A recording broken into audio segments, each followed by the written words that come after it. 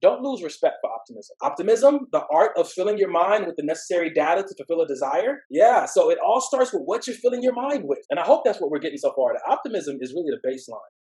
Optimism is not the denial of reality, but rather utilization of our most powerful weapon, choice. We get to choose where we set our mind. We get to choose what ideas get promoted to beliefs. We get to choose that. God gave us that free will to choose it. And when we begin to understand that everything we do came from a previous choice of a mindset that we made, we then see that I'm not trapped in anything and I can create for myself. I can do my human contribution to manifesting all the promises that God said he has for me.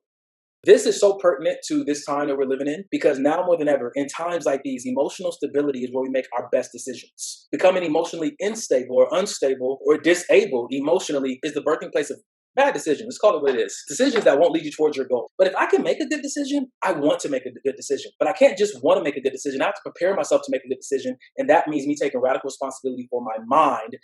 You have control over your mindset, and God is reminding through his word to set your mind on things above. That means that you have the responsibility and the power to set your mind on whatever you want, or whatever you set that mind on, whatever has the mind has the person.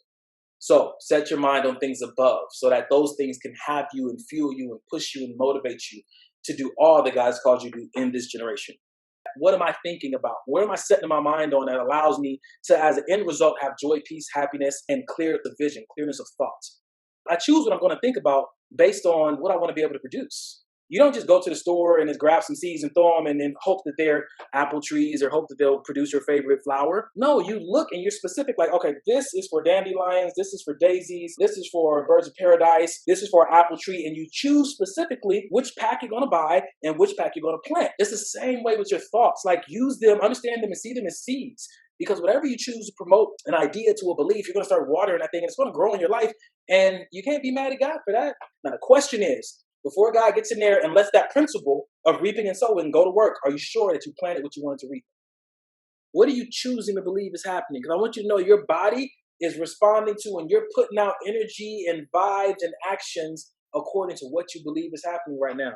Panic didn't just come out of nowhere, just like faith didn't come out of nowhere. Happiness didn't come out of nowhere, just like sadness didn't come out of nowhere. Depression and anxiety didn't come out of nowhere, just like optimism and faith and joy didn't come out of nowhere.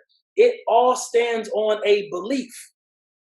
If it's in your life, it's standing on a belief somewhere. If you want to get rid of it, snatch away the belief, and it will have nothing to stand on. And so even like in these times that we're living in right now, it may be easy to like approach it from a place of aggression. Because when I'm looking at what's happening and I'm looking at what God is calling me to do, that just doesn't seem to solve the problem. But you have to remember that God's solution includes God. So he's only telling you what you need to do. He's not always expressing to you what he's going to do, but he's letting you know the outcome. I'm going to do something in response to your faith and your contribution that's going to be above what you can think or imagine.